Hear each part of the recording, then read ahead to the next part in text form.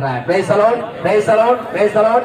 परमेश्वर के नाम को धन्य कहते हैं। हम इन दिनों के अंतर्गत हम इस समय एक विशेष शिक्षा को ऊपर बातचीत कर रहे हैं। परमेश्वर के लिए कार्य करना, परमेश्वर के लिए काम करना। हम परमेश्वर के लिए हमें काम करना है। परमेश्वर ने हमें समझा है, रचा है कि हमारे जीवन के द्वारा उसकी योजना पूरी होने पाए। पौलुस क्या कहता है? पौलुस, जैसे कि हमने इस वचन को स्टार्ट किया शिक्षा को, पौलुस कहता है मेरे लिए जीना मसीह है, मर जाना लाभ है। और वो कहता है कुछ भी हो जाए मेरा मकसद एक ही है, एक ही बात चाहता हूं कि हम उसे भाते रहे।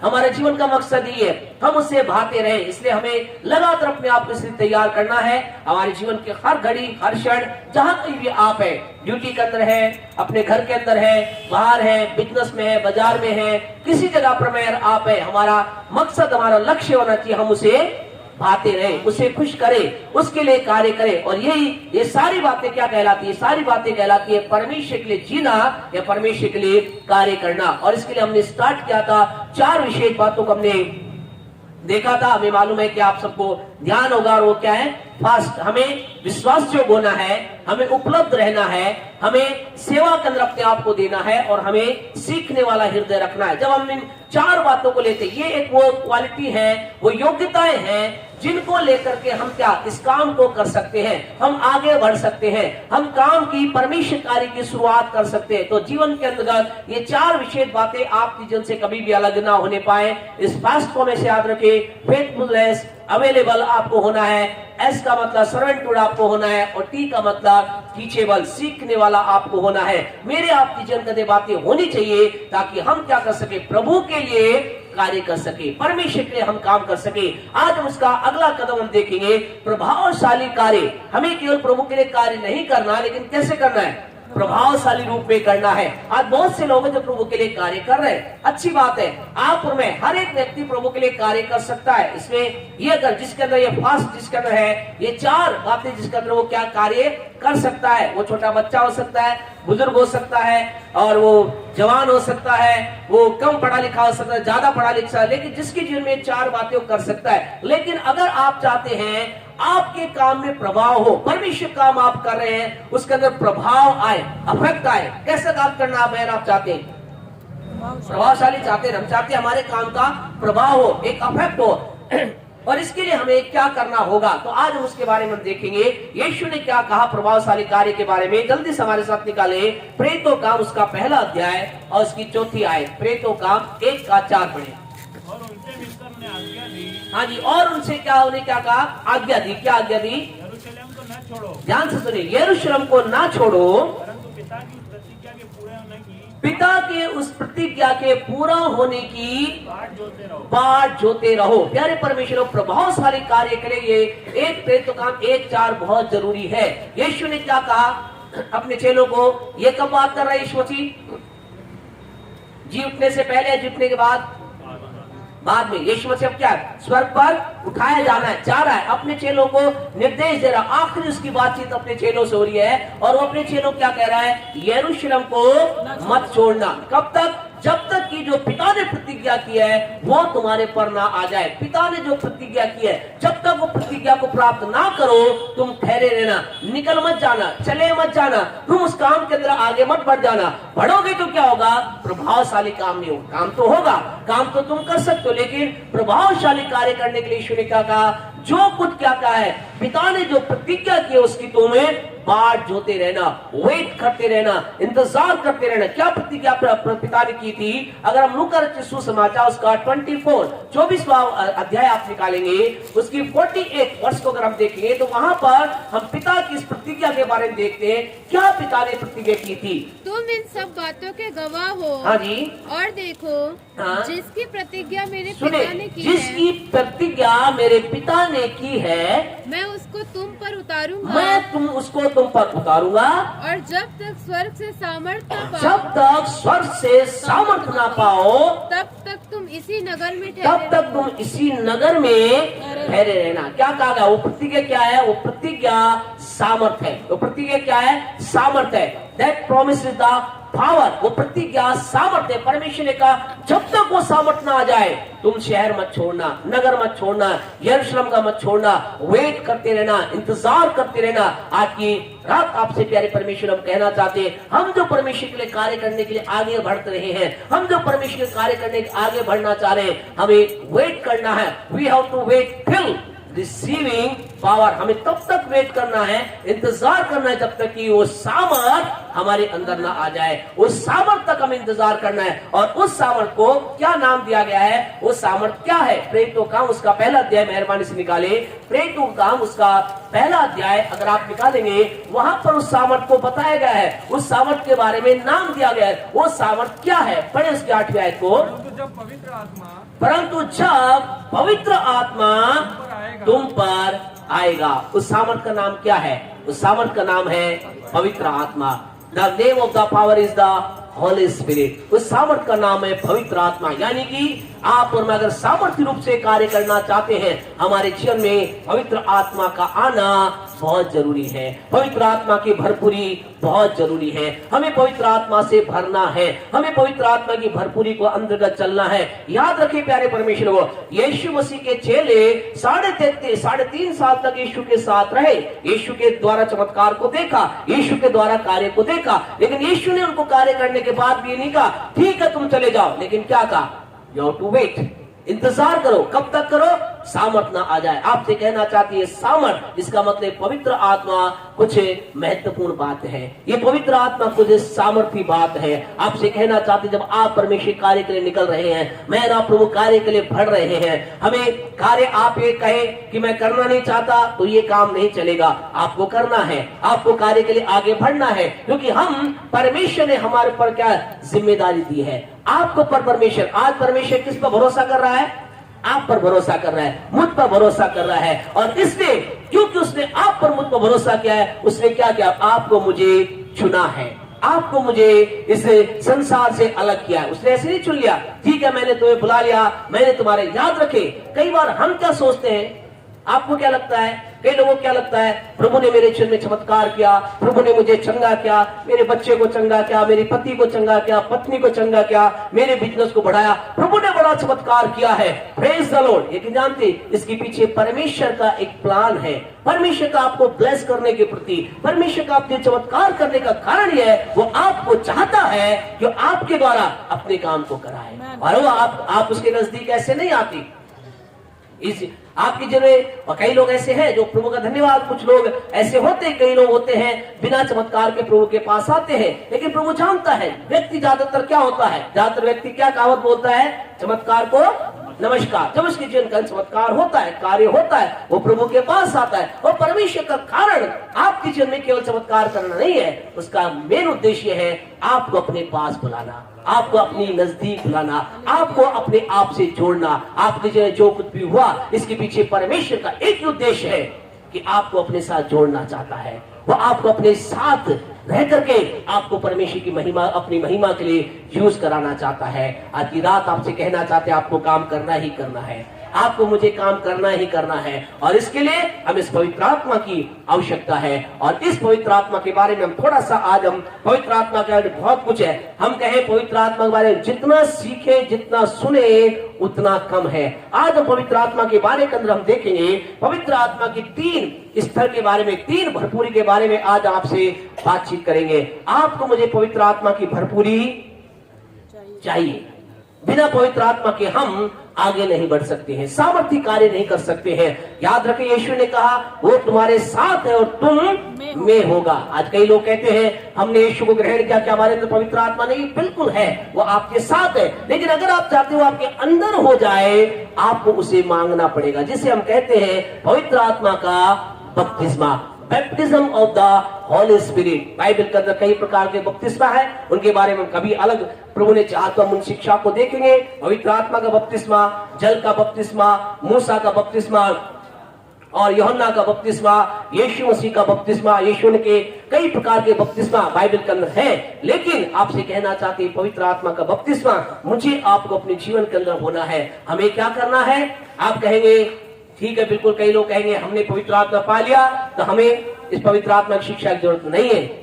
आपको भी है, मुझको भी है। क्या करना है? हमें केवल पवित्र आत्मा प्राप्त नहीं करना है, केवल पवित्र आत्मा से का बपतिस्मा ही प्राप्त नहीं करना है, हमें पवित्र आत्मा को प्राप्त करके रुक नहीं जाना है, लेकिन हमें उसकी भरपूरी में चलना है। वचन निकाले, उसके पश्चात हम देखेंगे 3 वालों को। इफिसियों की पत्री उसका 5वां अध्याय उसकी 18वीं आयत 5:18। इफिसियों 5:18। दाखरस से मतवाले ना बनो, हाँ जी, दाखरस से मतवाले ना बनो, क्योंकि इससे लुचपन होता है, इससे लुचपन होता है। पर आत्मा से परिपूर्ण होते आत्मा जाओ। से परिपूर्ण होते जाओ। हालेलुया।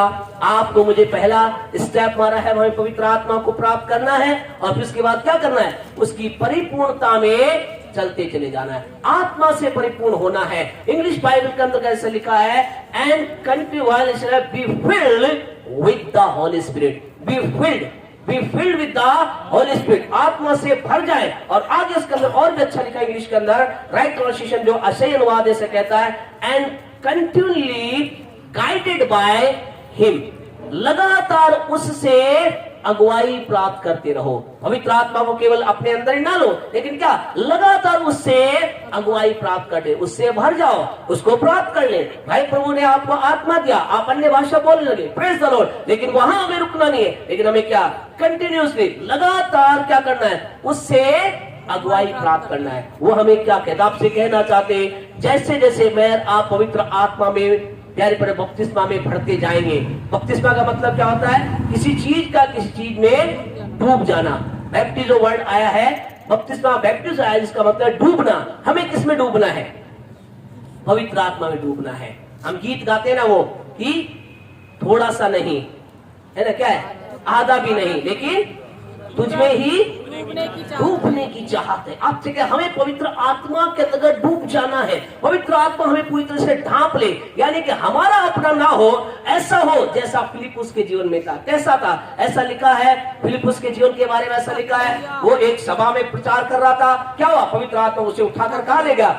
जंगल के अंदर ले गया, जहां कौन? खोजा जा रहा था। जहां पर खोजा जा रहा था उसके बाद लेगा उसे, उसने वचन सुनाया, सब कुछ बातें, खोजा ने बपतिस्मा लिया, सारी बातें, और ऐसा लिखा फिर परमेश्वर का आत्मा पढ़ना, घर बाद में प्रेरितों काम के 8वें अध्याय पढ़ना, ऐसा लिखा है। फिर आत्मा उसे उठा करके दूसरी जगह ले गया। आपसे कहना चाहता, हमें उस अनुभव के अंदर आना है, हमें उस जगह उस स्तर तक पहुंच जाना है। एलिया के बारे में ऐसा था, एलीशा के बारे में ऐसा ही था। वो लोग कहते थे, एलिया ने कहा मैं यहां बता दे राजा को, क्या कहा उसने? क्या पता प्रभु का आत्मा तुझे कहां ले जाए। अभी बोल रहा हूं यहाँ, पता नहीं कहां ले जाए, पता ही नहीं। यानी क्या? वो पवित्र आत्मा से इतने अभिषेक वाले, इतने अधिक डूब चुके थे वो। और आपसे कहना चाहते, आपको मुझे भी बी फिल्ड, हमें क्या करना है? इफिसियों 5:18 याद रखें, क्या कहता है? दाखरस से मतवाले ना बनो, इससे लुत्फन होता है, लेकिन पवित्र आत्मा से परिपूर्ण होते जाओ। हम परिपूर्ण होते जाएं, भरते जाएं। आपसे क्या है? जितना अधिक परिपूर्णता आपकी मेरे जीवन पवित्र आत्मा की आएगी, हम उतना ही सामर्थी प्रभु के लिए यूज होते चले जाएंगे। परमेश्वर हमें सामर्थी बनाना चाहता है, प्रभु हमें सामर्थ्य लेके चलना चाहता है। 3 प्रकार के प्यारे परमेश्वर के लोगों अभिषेक है, या यूं कह सकते हैं 3 प्रकार के अभिषेक के अंदर चलते हैं। दाऊद के जीवन में 3 अभिषेक थे। पहला, उसके जीवन में जब उसे अभिषेक किया गया, पहला अभिषेक किया, उसने क्या किया? उस अभिषेक के द्वारा उसने गोलियत को मारा, उसने गोलियत को धराशायी कर दिया। उस अभिषेक तो उसके अंदर था, उसने गोलियत को धराशायी कर दिया। फिर उसके जीवन में जैसा वो प्रभु के साथ बढ़ा और उसके अंदर अभिषेक बढ़ा, अभिषेक बढ़ा, क्या हुआ? शाऊल उसके परिवार के ऊपर उसने जय प्राप्त करनी चालू की। फिर उसके अंदर अभिषेक बढ़ा तो उसने क्या, ऐसा लिखा, सारे, और क्या हुआ? बहुत लंबे समय के बाद क्या हुआ? पूरे इजराइल का राजा बन गया। तो क्या स्टेप बाय स्टेप चला अभिषेक, जैसे जैसे उसके जीवन में अभिषेक बढ़ा, उसकी सीमाएं बढ़ती चली गई। आपसे कहना, जैसे जैसे आपके जीवन में पवित्र आत्मा अभिषेक बढ़ता है, आपका बिजनेस क्षेत्र बढ़ता चला जाता है।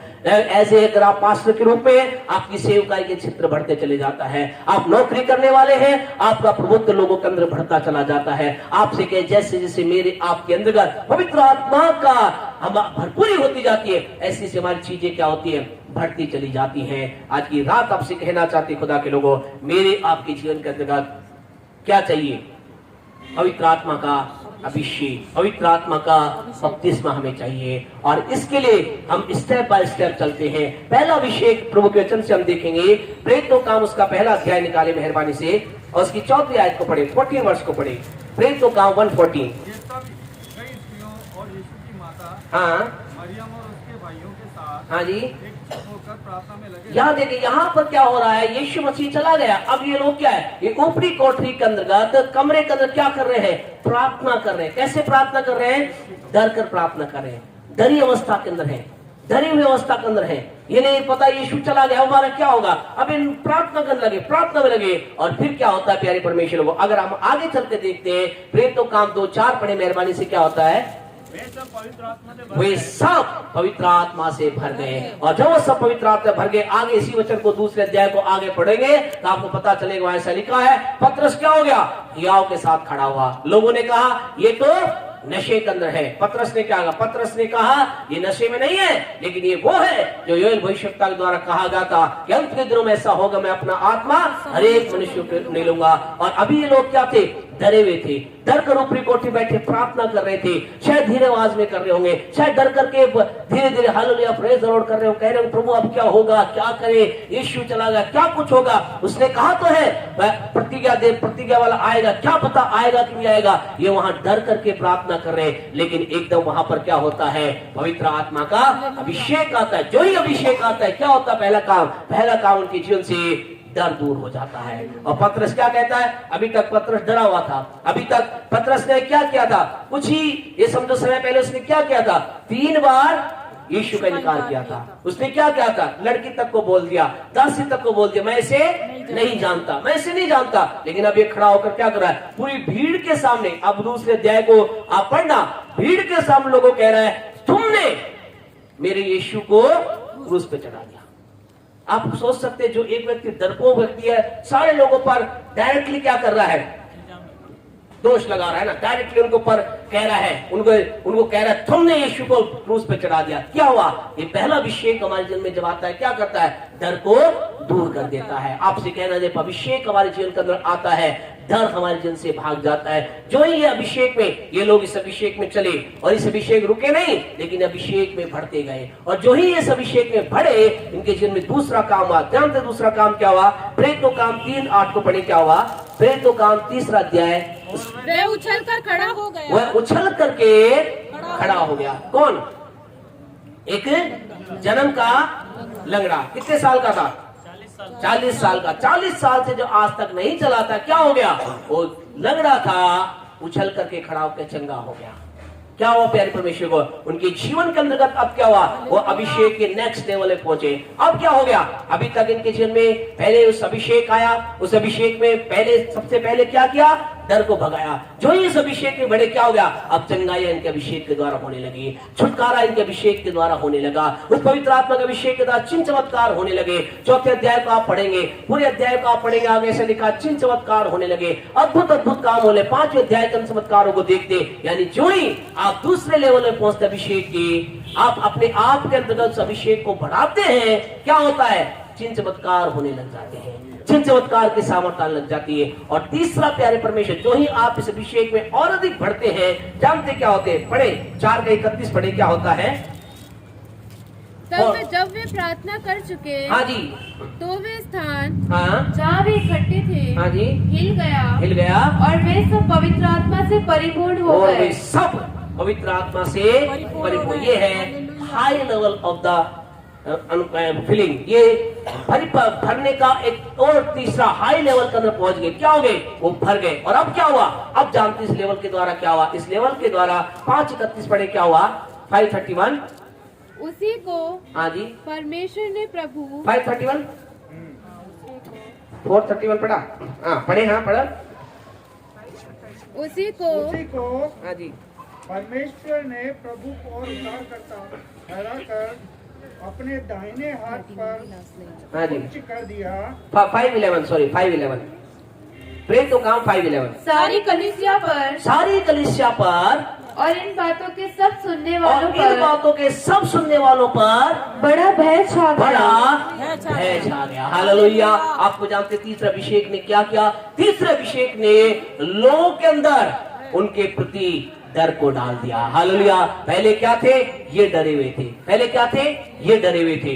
लोग हमें कुछ कहना दें, अब हम क्या करेंगे, क्या हम करें, ये डरे हुए थे। लेकिन जो ही अभिषेक बढ़ा, ये अभिषेक ऐसे हाई लेवल पर चले गए। आज भी प्यारे परमेश्वर लोगों, परमेश्वर के लोग ऐसे एक हाई लेवल के अंदर चल रहे हैं जिनसे क्या होते हैं, वो नहीं डरते, लोग उनसे डरते हैं। हालेलुया। आपसे कहना चाहते हैं, आप और मैं जिस जिस अभिषेक में बढ़ते हैं, पहला अभिषेक हमारे जीवन से डर को मुक्त करता है। जो ही अभिषेक के नेक्स्ट स्टेप लेवल के अंदर हम बढ़ते हैं, चिन्ह चमत्कार मेरे आपके जीवन के द्वारा होने लगते हैं। जो ही हम और अधिक हाई लेवल के अंदर चलते हैं, लोगों के अंदर हमारे प्रति डर आ जाता है, लोग डरने लग जाते हैं। बोले इससे बात मत करो, ये खुदा का जन है, ये परमेश्वर का जन है, ये जब प्रार्थना करता है, ये जब कुछ बोलता है वैसा ही हो जाता है। आपसे कहना चाहते हैं, यीशु के नाम से आपके मेरे जन में ऐसा ही होने पाए, हमारे जीवन का दे, हम अभिषेक के उस हाई जगह पर पहुंचने पाए। ये कहलाता है प्रभुत्व का अभिषेक। और इस अभिषेक के अंदर लोगों के अंदर डर आ जाता है। इस अभिषेक के अंदर कोई खड़ा नहीं रह सकता है।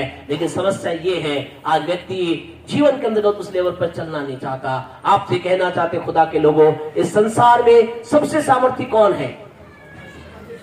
परमेश्वर है। सबसे सामर्थी कौन है? परमेश्वर है। सब बिल्कुल राइट, आपने आंसर दिया। सबसे सामर्थी परमेश्वर है। और उसके बाद कौन सामर्थी है? परमेश्वर के लोग सबसे सामर्थी है, शैतान के लोग नहीं। शैतान के लोगों से आप डरेंगे या परमेश्वर के लोगों से डरना चाहिए? किससे? क्यों? शैतान सामर्थी है, परमेश्वर सामर्थी है। कौन सी पार्टी ताकतवर है? शैतान की या परमेश्वर की? तो फिर किसको डरना चाहिए? नहीं, किसके लोग के, कौन से लोगों को डरना चाहिए? शैतान के लोगों के, परमेश्वर लोगों को? डरते कौन है? इसका मतलब क्या है? अभी आपको पता नहीं क्या होता है कि पार्टी की बात हो, सब कुछ किसके ऊपर निर्भर करता है? पार्टी का नेता कौन है?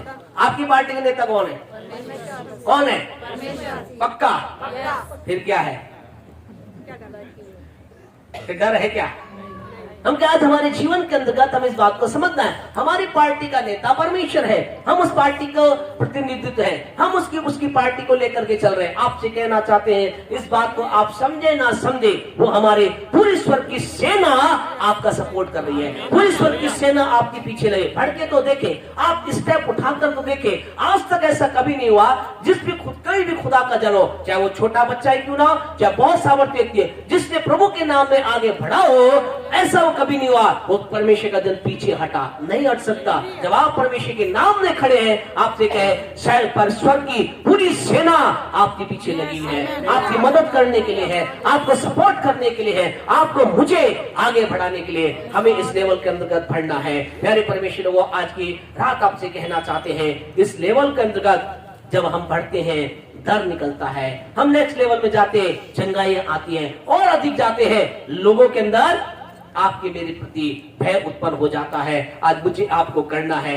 और ये भरपूरी का जीवन आता कैसे है? कैसे आता है? आप कहेंगे हाँ पास्टर बिल्कुल सही है, हम भरपूरी में चलना चाहते हैं, बिल्कुल हम भरपूरी में आगे बढ़ना चाहते हैं, हम चाहते हैं हमारे जीवन के अंदर भरपूरी आए। तो जानते उसके लिए क्या है? इसके लिए 3 विशेष बातें हैं जिनको आपको मुझे समझना है। नंबर 1 निकालें, प्रेरितों काम 1:14 क्या लिखा है? प्रेरितों काम 1:14।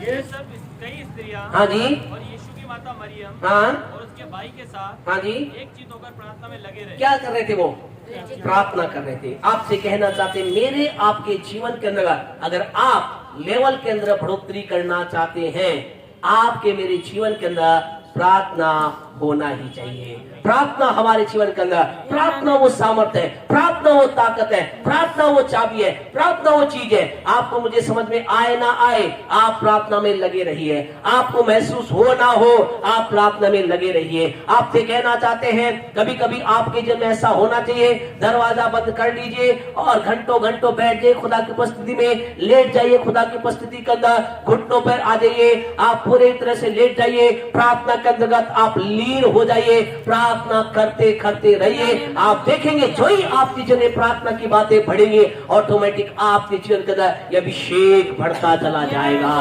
प्रार्थना कभी रुकने ना पाए। सेकंड प्यारे परमेश्वर को प्रार्थना ही है। प्रेरितों काम 3:1 में क्या लिखा है कि दोपहर के समय वो क्या कर रहे थे?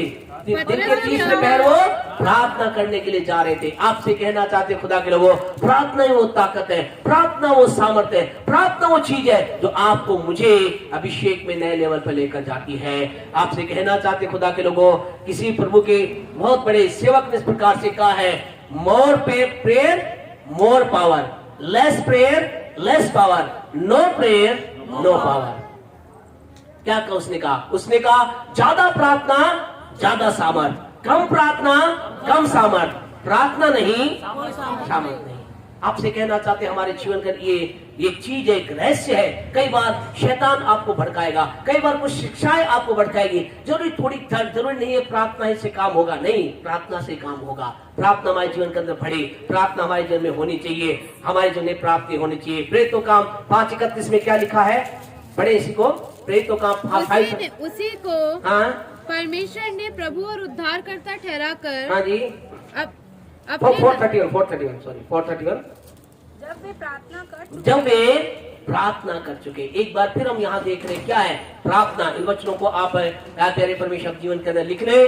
प्रेरितों काम 1:14 में वो क्या कर रहे थे? प्रार्थना कर रहे थे। प्रेरितों काम 3:1 के अंतर्गत पतरस और यूहन्ना कहाँ जा रहे थे? प्रार्थना के लिए जा रहे थे। प्रेरितों काम 4:31 के अंदर वो जगह हिल गई। क्यों हिली? क्योंकि उन्होंने क्या की? उन्होंने प्रार्थना की, वो प्रार्थना कर चुके हैं। ऐसा लिखा है मेरे आपके, अगर यहाँ ढंग से देखिए क्या लिखा है, ऐसा लिखा है जो ही उन्होंने आमीन कहा, उन्होंने कहा होगा यीशु के नाम से आमीन, और ऐसा जो ही प्रार्थना कर चुके, क्या हो गया?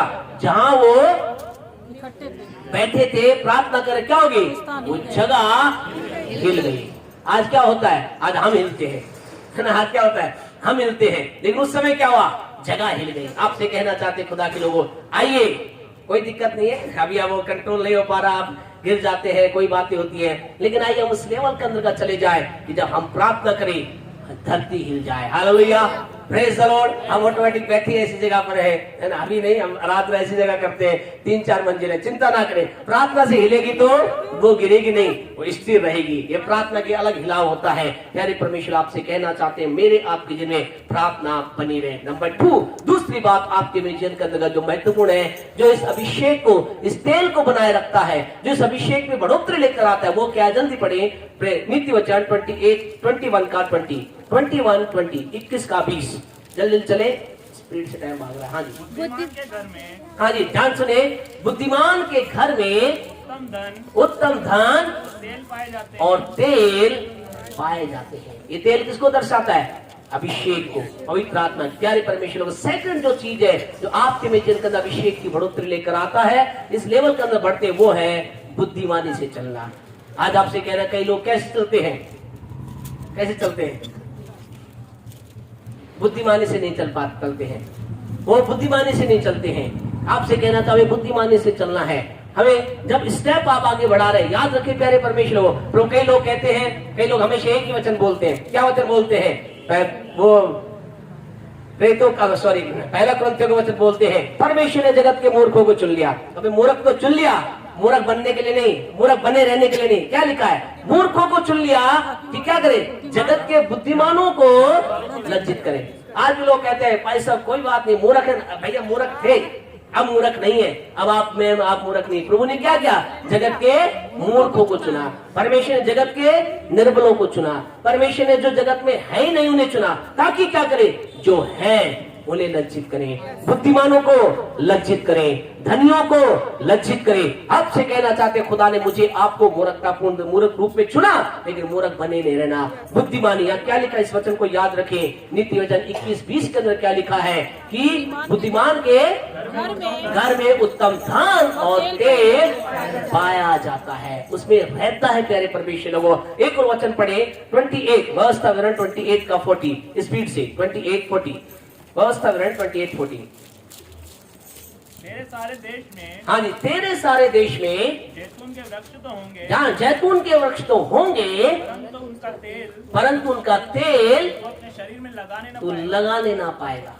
या ये मूर्खतापूर्ण परमेश्वर के वचन को ना मानने कारण से किसके लिए है? अगर आप व्यवस्था 28 का 15 से आप पढ़ोगे तो आपको पता चले ये वो लोग हैं जो प्रभु के वचन को नहीं मानते हैं, दूसरी रीति से मूर्ख लोग हैं। परमेश्वर कहता है क्या होगा? वो जैतून के पेड़ तो होंगे, लेकिन क्या होगा? उसका तेल तो लगाने नहीं पाएगा, यानी उसके अंदर तेल होगा ही नहीं, तेल की भरपूरी होगी नहीं। आपसे कह रहा बुद्धिमानी हमारे जीवन का बनी रहनी चाहिए। और हम सब इस बात को, इस उदाहरण को जानते हैं। आप सब जानते हैं प्रभु यीशु मसीह ने जब अपने चेलों से बातचीत की, उसने क्या कहा? मत्ती 25 के अंदर उसने क्या कहा कि कितनी कुंवारी थी? कितनी कुंवारी थी?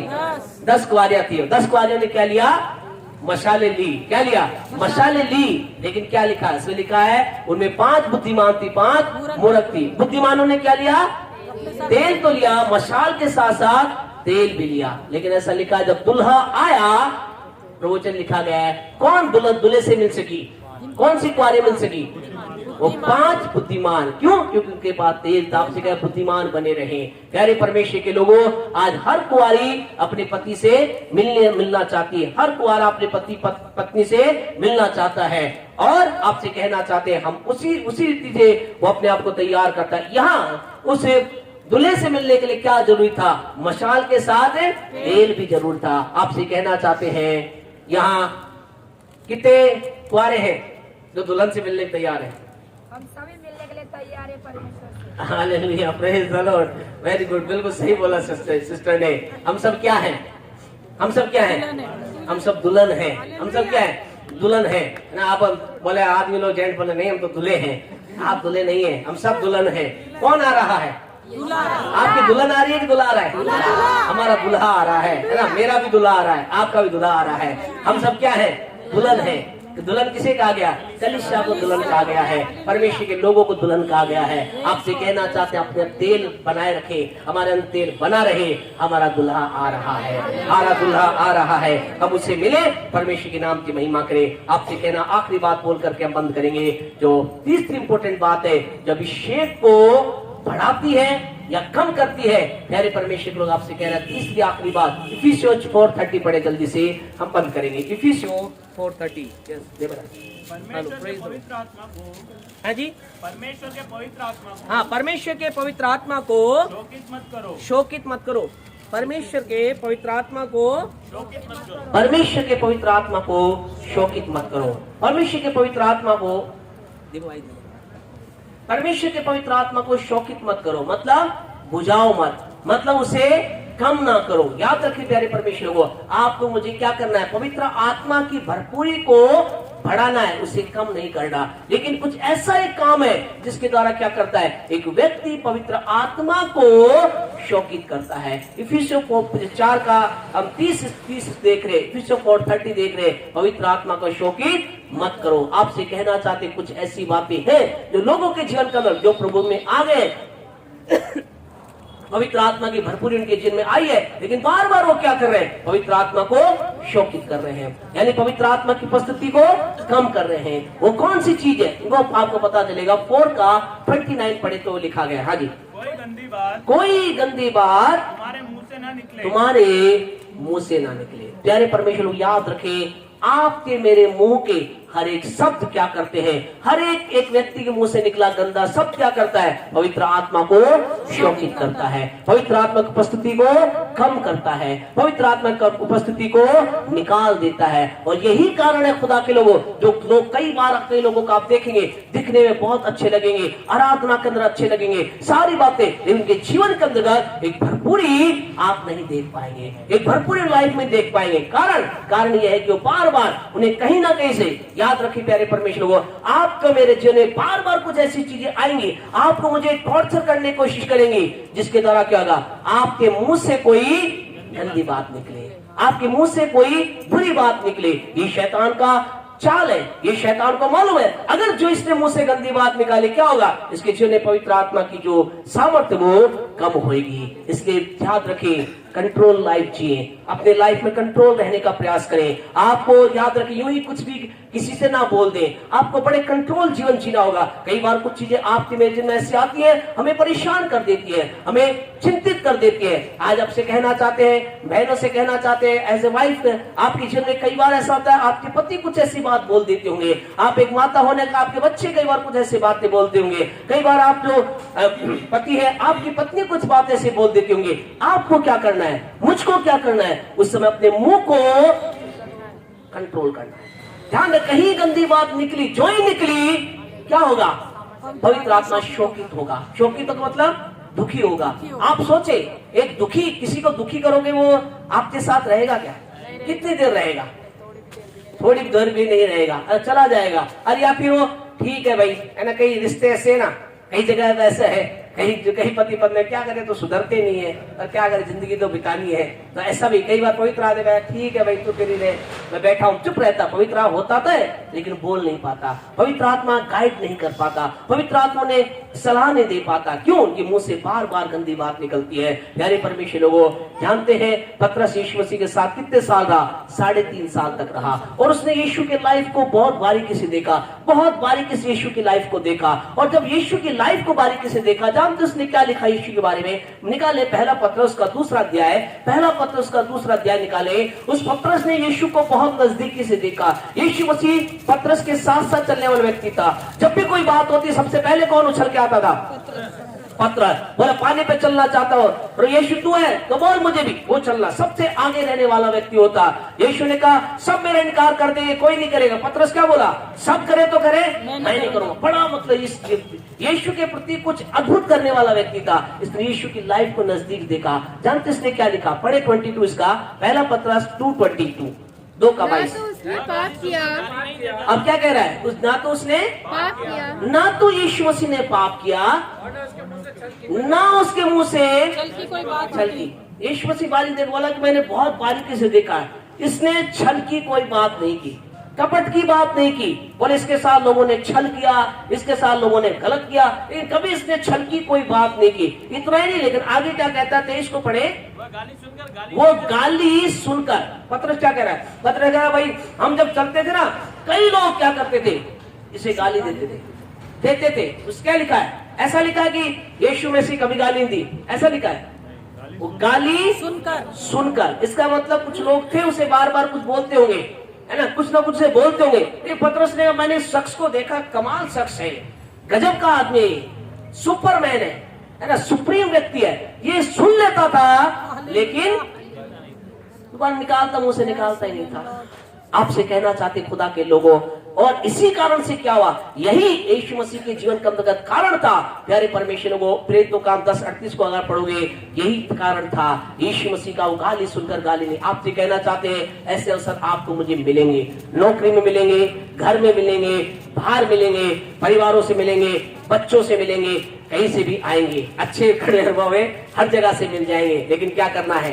खड़े रहना है, अड़े और खड़े रहना है, अड़े और खड़े रहना है, और मुंह से चुप रहना है जी, चुप रहना है, इतना भी चुप नहीं रहना है, परमेश्वर के वचन को बोल पढ़ना है। अरे भैया इतना भी चुप नहीं रहना है, परमेश्वर के वचन को बोलना है, लेकिन मुंह से गंदी बात नहीं बोलना है ना, ये हमें करना है जी। 10:38 पढ़ेंगे। परमेश्वर ने यीशु नासरी को पवित्र आत्मा सामर्थ्य अभिषेक किया। क्या हुआ? यीशु का भी पवित्र आत्मा से अभिषेक हुआ। और क्या हुआ? उसके बाद लिखा है वो क्या कर, कहा जी पढ़े? वो भलाई करता, वो भलाई करता सब जो शैतान के सताए हुए थे, जो शैतान के सताए हुए थे, अच्छा करता फिरा, उन्हें अच्छा करता फिरा। कंटिन्यूसली वो करता, यानी उसके जीवन में लगातार ये कार्य होता रहा, लगातार चंगाइयां उसके द्वारा होती रही, लगातार दुष्ट आत्मा की ताकतें उसके नाम से निकलती, उसकी सामर्थ्य के द्वारा निकल शब्दों से निकलती रही, लगातार जो से छूता था लोग चंगाई को प्राप्त करे। यानी कि उसके जीवन के अंदर जो अभिषेक था वो बना रहा। रीजन, वो अपने मुंह से गाली सुनकर नहीं बोलता था, वो प्रार्थना का जीवन जीता था। आज आप और मैं चाहते हैं भरपूरी के लिए आपको मुझे क्या करना है? नंबर 1 प्रार्थना के अंदर हमें चलना है। नंबर 2 बुद्धिमानी की जीवन हमें जीना है। नंबर 3 हमें मुंह से क्या करना? पढ़े आगे से, इफिसियंस 4:29 पढ़कर बंद करें। हमें क्या करना है कि कोई गंदी बात तुम्हारे मुंह से ना निकले, पर आवश्यकता के अनुसार वही निकले जो उन्नति के लिए उत्तम हो, ताकि उससे सुनने वालों पर अनुग्रह हो। Hallelujah, praise the Lord. क्या हो? मेरा आपका शब्द अनुग्रह दे दे लोगों को, मेरा आपका सब लोगों पर अनुग्रह प्रकट कर दे। जो ही मैं आप कुछ किसी को बोले वो खुदा के अनुग्रह को प्राप्त कर ले। मेरे आपके शब्द ऐसे होने पाए क्या उसका अनुग्रह मिले। और जब ऐसा करेंगे पवित्र आत्मा क्या होगा? आनंदित होगा। पवित्र आत्मा कहेगा वेल डन, वो हमारे अंदर उछलेगा। आप अंदर महसूस करेंगे, कुछ अद्भुत महसूस करेंगे। अंदर आपको लगेगा कोई है जो क्या कर रहा है, उछल रहा है। कोई आनंद आपको आएगा। आपसे कहना चाहते हैं, यही इसी आनंद के बारे में यीशु ने कहा, तुम्हारा आनंद तुमसे कोई चुरा ना पाएगा। प्रभु हमें आशीष दे। आइए अपनी आंखों को बंद करें। प्यारे परमेश्वर लोगों, हमें कार्य करना है। प्रभावशाली कार्य के लिए हमें इस पवित्र आत्मा की आवश्यकता है। इसकी भरपूरी को अगर आपने नहीं लिया है, आपसे कहना चाहते हैं, आज प्रभु के सामने आ जाए, खुदा के सामने कहें, प्रभु मेरे जीवन में आपके आत्मा का अभिषेक उतरने पाए। आने वाले दिनों के अंतर्गत इसके लिए अपने आप को दे दे। जो ही अभिषेक आएगा आपको बढ़ाना है। आपसे कहना चाहते हैं, बढ़ाने के लिए हमें प्रार्थना में निरंतर बने रहना है। ये एक दिन का काम नहीं है। निरंतर जब तक हम संसार में हैं, हमें प्रार्थना